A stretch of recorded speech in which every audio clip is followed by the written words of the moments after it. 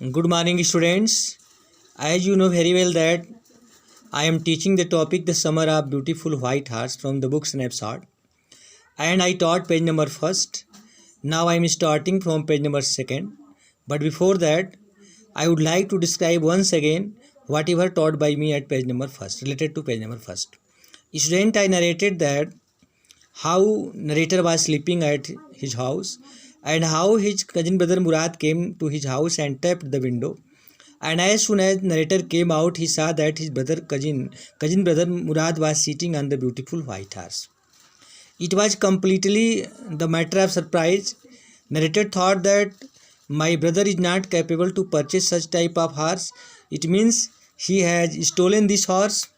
He wanted to ask this question, and he asked also, but his cousin brother Murad didn't reply, and he told only one sentence that if he wants to get the pleasure of horse riding, he must cooperate him. And the narrator cooperated him. From after that, I am teaching the page number 2, which I am going to start. And I narrated about page number first. Student, I knew my cousin Murad enjoyed being alive more than anybody else who had ever fallen into the world by mistake, but this was more than even I could believe. Narrator is telling that I know my brother Murad very well, who always enjoyed the life very smoothly, and he was totally different in the comparison of other people in this world. In the first place, my earliest memories had been memories of horse, and my first longing had been longing to ride. Narrator is telling that my first desire was to only get the pleasure of horse riding instead of thinking such things in my life. This was the wonderful part.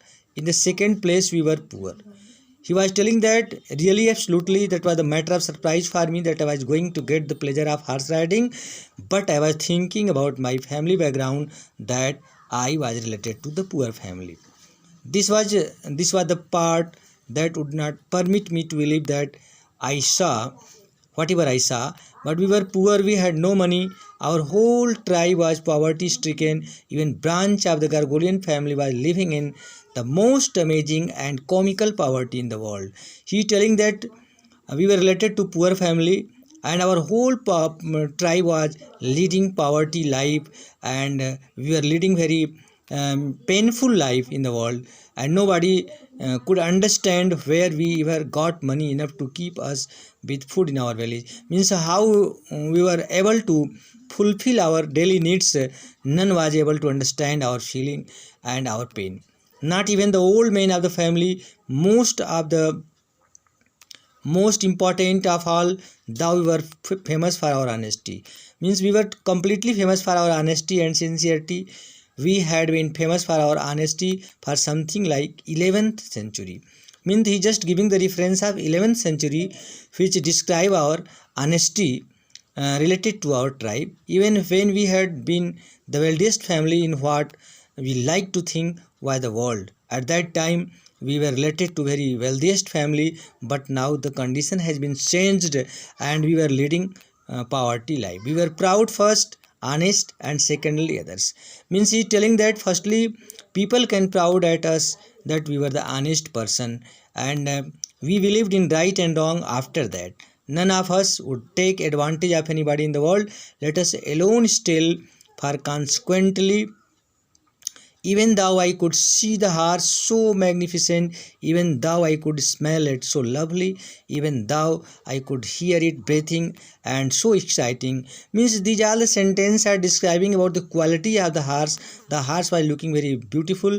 Narrator wanted to smell it and wanted to get the pleasure of horse riding. I couldn't believe that the horse had anything to do with my cousin Brad, or with me, or with any one other members of my family, asleep awake, because I knew my cousin Murad couldn't have bought the horse. Narrator is telling that my brother had not bought that horse, and if he couldn't have bought it, it must have been stolen. He is telling that if he has not bought it, it means he has stolen this, and I refuse to believe he had stolen it. And secondly, I was not able to believe that my brother can steal the horse. No member of the Gargolian family could be a thief. He telling that in my tribe no one can be thief. I started first at my cousin and then at horse. There was a fierce stillness and humor in each of them, which on the one hand delighted me, on the other hand frightened me. Narrator is telling that he was very excited, he was very delighted, and he was very frightened also. He was also in fear also. Murad, I said, where did you steal this horse? I asked the question to my brother that from where he had stolen this horse. Leap out of this window, he had said, if you want to ride. It was true.